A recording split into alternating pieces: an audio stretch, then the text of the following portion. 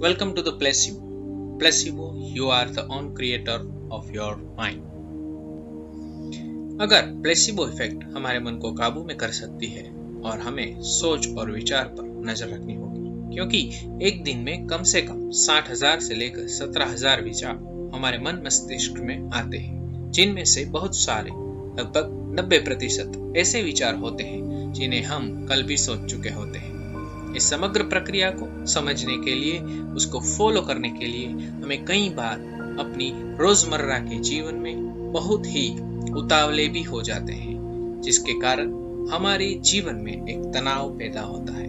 यदि हम एक ही तरह से सोचेंगे तो उसी तरह का हमारा वर्तन हो जाएगा और इसके कारण हमारे अनुभव भी वैसे ही होंगे और उसी प्रकार की भावनाएं भी हमारे मन में उठेंगी। यह एक साइकिल है जिसके कारण हमारा जीवन भी ऐसा ही रहेगा जैसे पहले था। अगर हमें इस चक्र से बाहर आना है तो हमें हमारी सोचने की प्रक्रिया को बदलना होगा। अगर हम एक ही तरह से सोचते रहेंगे तो परिणाम स्वरूप हमारा स्वास्थ्य भी उससे प्रभावित होगा, क्योंकि हम जैसा अनुभव करेंगे वैसा ही हमारे शरीर के कोश अनुभव करेंगे और इस परिस्थिति को हमें सुधारना है तो हमें हमारा दृष्टिकोण बदलना होगा। तो चलिए इसे समझते हैं ये दो ग्राफिक्स के जरिए। पहले ग्राफिक्स यहाँ पे जो आप दिखाया गया है, उस ग्राफिक्स को अगर आप ध्यान से देखें तो उसमें बताया गया है कि अगर हमारी सोच यानी कि रियलिटी और सेम थॉट्स, अगर एक ही तरह का थॉट्स हमारा रहता है तो उसके कारण हमें एक ही तरह की पसंदगियां यानी चॉइसेस मिलती है और हमारी चॉइसेस अगर एक ही तरह की होंगी तो हमारे एक्शंस भी एक ही तरह के होंगे और उसके कारण हमारा एक्सपीरियंस भी सेम जनरेट होंगे और सेम एक्सपीरियंस जनरेट होने के कारण हमारी फीलिंग्स भी सेम होगी। अगर हम डिप्रेसिव है तो हमारी थॉट्स भी डिप्रेसिव होंगी और हम ऐसे ही चॉइसेस करेंगे और उसके कारण हमारी एक्शन भी उसी प्रकार की होगी, जिसके कारण हमें निष्फलता ही मिलेगी। मगर अगर हम अपनी रियलिटी को चेंज करें, यानी कि अगर हम नए विचार को हमारे मस्तिष्क में दाखिल करें तो हम नई चॉइसेस पा सकते हैं। उसके कारण हमारी एक्शंस में भी इम्प्रूवमेंट होगा और उस एक्शन में इम्प्रूवमेंट होने के कारण हमारा जो एक्सपीरियंस है वो एक्सपीरियंस बदलेगा और एक्सपीरियंस बदलने के कारण हमें अच्छी फीलिंग्स महसूस हो सकती है और अच्छी फीलिंग्स के कारण हमें अच्छे रिजल्ट भी मिलेंगे।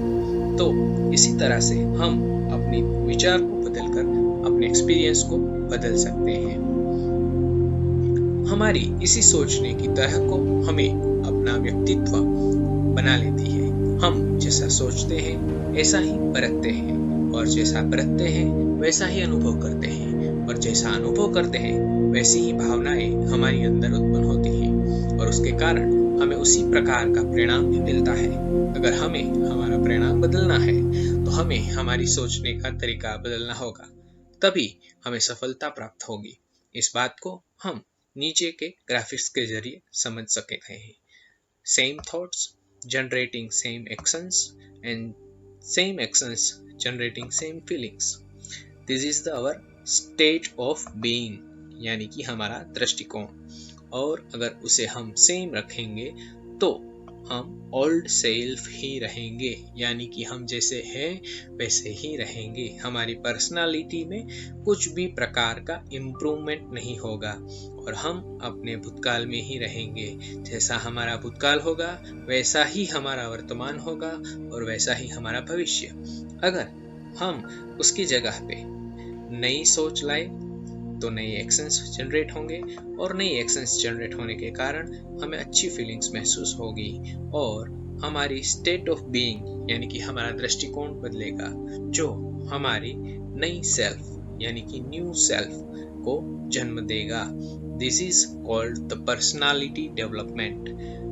तो अगर हमें अपनी पर्सनालिटी को इम्प्रूव करना है तो हमें हमारी सोच जरूर बदलनी होगी।